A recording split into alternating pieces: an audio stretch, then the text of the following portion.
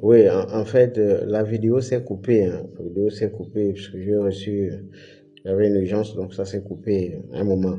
Et donc, c'était pour être complet sur le sujet, parce que j'allais chuter en précisant que si les deux propositions, et d'ailleurs, dans la première partie, j'ai déjà décliné les deux propositions, c'est-à-dire que la première proposition qui concernait le retrait, de l'ensemble des candidats. Ça veut dire que la première proposition qui, qui donne suite à ma toute première proposition qui consistait à demander aux candidats par rapport aux difficultés liées à la multiplication des modifications de loi, était question de réfléchir sur un retrait de l'ensemble des candidats. Bon, ça a fait un tollé, j'ai expliqué dans la vidéo tout à l'heure. Et puis, j'ai apporté une deuxième proposition qui concerne cette fois l'idée d'une candidature unique. Ça veut dire que, parce que en 2016, ce n'était pas une candidature unique, hein, c'était une candidature arrangée entre M. Jean-Ping et une partie des acteurs de l'opposition. Et puis, il y avait d'autres qui ont mené les candidatures. Mais là, il est question, pour plus d'efficacité, d'avoir une candidature véritablement unique. Ça veut dire que dans les 18 concurrents d'Ali Bongo, il faut que les 18 concurrents présentent un seul candidat. Et j'ai proposé que ça soit une femme parce qu'il n'y en a que deux. Parce que les garçons, c'est pas sûr on va trouver un terrain d'entente entre ces égaux-là. Donc, avec les femmes, facilement, on peut trouver la solution entre les deux femmes-là et puis mettre en femme en tête et puis les garçons vont soutenir. Il y a des problèmes qui seraient comme ça. C'est ma deuxième proposition. Évidemment, pourquoi je propose cela?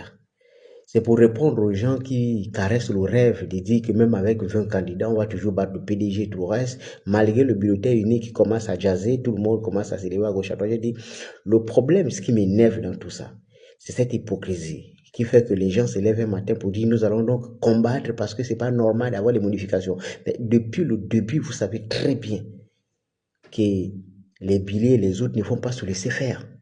Donc, Billy a conduit les travaux d'Angongé. Vous savez très bien qu'ils ont l'intention d'aller jusqu'au bout. Vous savez très bien. Donc, ce n'est pas une surprise de voir qu'il y a des modifications à gauche, à droite. Ce qu'il faut retenir, c'est que s'il y a des modifications, acceptez et allez avec les modifications. Parce que vous avez choisi librement d'aller à une élection, vous savez très bien que les gars vont tout faire pour imposer les visions. Donc, c'est pas la peine de tirer sur Billy, de tirer sur Marie-Madeleine, de tirer sur n'importe qui. Non. Ça veut dire qu'il faut rester logique.